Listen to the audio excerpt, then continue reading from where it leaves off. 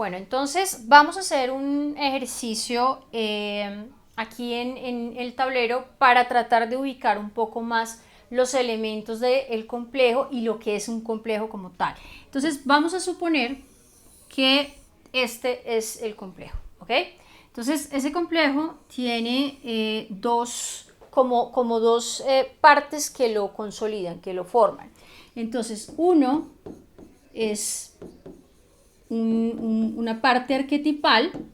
Vamos a poner en este caso, por ejemplo, el arquetipo del padre, que vamos a hacer el ejercicio con él.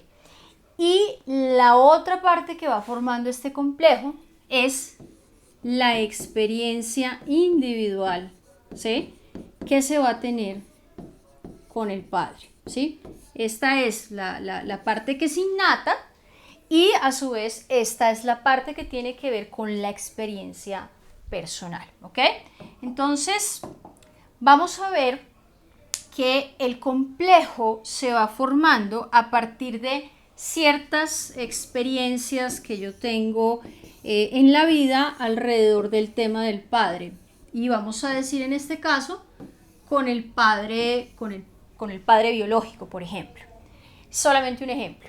Entonces, estos círculos en verde que te estoy dibujando acá, vamos a decir que son imágenes. Entonces, la imagen puede ser visual, auditiva, perceptiva, sensorial. Es decir, pueden haber muchos tipos de imágenes, pero giran alrededor de un tema que es el padre.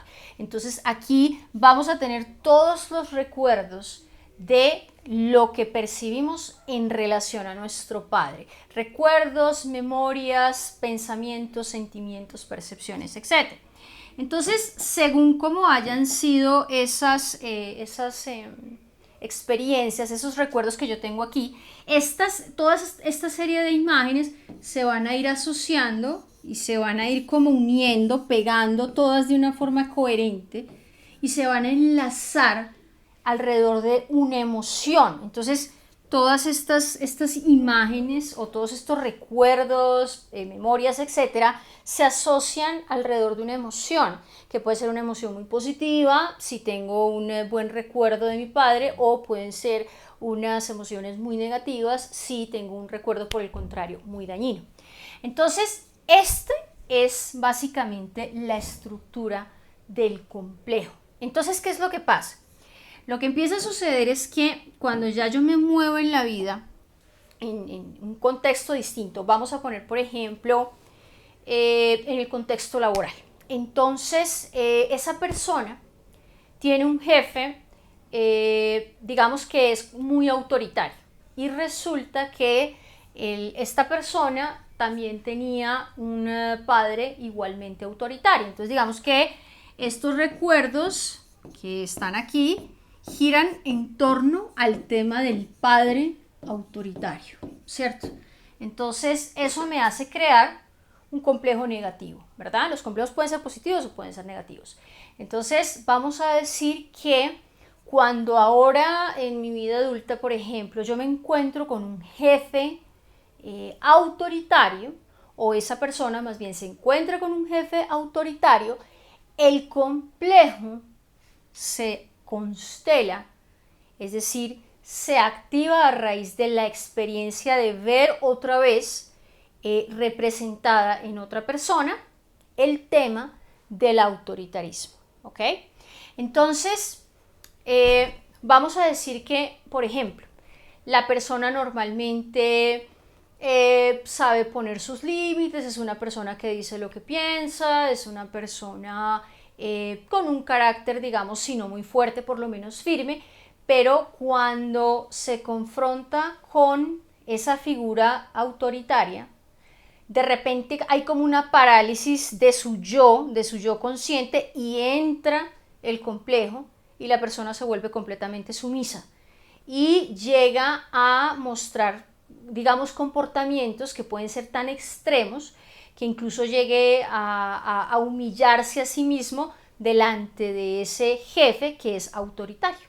Entonces ahí, en ese pequeño lapsus en que la persona, contrario a lo que siempre muestra, fue súper sumisa, callada, acomodaticia, demasiado complaciente, entonces ahí vamos viendo cómo se activa lo que es el complejo. Entonces la persona como que por un momento dejó de ser ella misma o dejó de ser lo que cotidianamente es, y de repente su actitud de tener un carácter un poco más firme se transforma por activación del complejo a alguien que muestra una actitud absolutamente sumisa frente a esa figura del jefe autoritario que activó el complejo negativo paterno.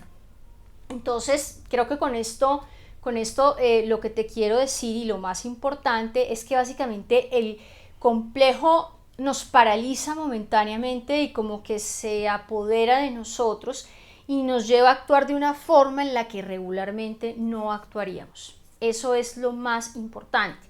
Y este es un tema crucial, por ejemplo, en lo que es la psicoterapia, porque el trabajo fundamental en la psicoterapia es hacer conciencia de nuestros complejos para que el yo por lo menos sepa cuando se están activando y haya muchísimo más control y muchísima más conciencia, porque generalmente lo que ocurre con los complejos es que nos hacen ver la realidad de una forma distorsionada. Cuando se está poseído por un complejo, muchas veces no se logra ver la realidad real, sino la realidad vista ante los ojos de un complejo, es decir, ante una visión que es más distorsionada, que está muy relacionada con esta imago paterna que tengo. De hecho, el complejo también a veces se llama imago. Complejo e imago son palabras que dicen exactamente lo mismo. Cuando escuches hablar de imago materna, imago paterna, estamos hablando de complejo materno o estamos hablando de complejo paterno. Entonces, ¿de qué va a servir descubrir cuál es el complejo que mueve al consultante si estamos, por ejemplo, en un proceso de psicoterapia? De que la persona sea capaz de ser consciente de que se mueve o está altamente influenciado por un complejo y a partir de allí confrontar el tema y aprender otras formas de actuar. Entonces, digamos, en el caso del ejemplo que yo te acabo de dar, pues esta persona tendría que aprender un poco la afectación personal que ha tenido con el tema del autoritarismo para que cuando vuelva a experimentar una situación donde haya autoritarismo, tenga la posibilidad de reaccionar de una forma diferente y de una forma más auténtica, más acorde con lo que la persona es, y no que entre el complejo como a paralizar un poco la personalidad consciente y a llevarnos a hacer cosas que regularmente no haríamos. Aquí quizás el tema de la sumisión no se vea tan trascendental, pero yo te podría dar ejemplos en donde podríamos actuar por el contrario de una forma muy agresiva o hacer cosas de las que verdaderamente luego nos arrepintamos, pero que estén ajenas a nuestro control. Entonces te dejo esta imagen por lo pronto para que te vayas haciendo una clara idea de lo que es un complejo, que empieces a identificar cuáles son tus propios complejos, cuáles son esas situaciones que quizás te paralizan a veces y te hacen hacer cosas que tú normalmente no harías porque está relacionado con este tema.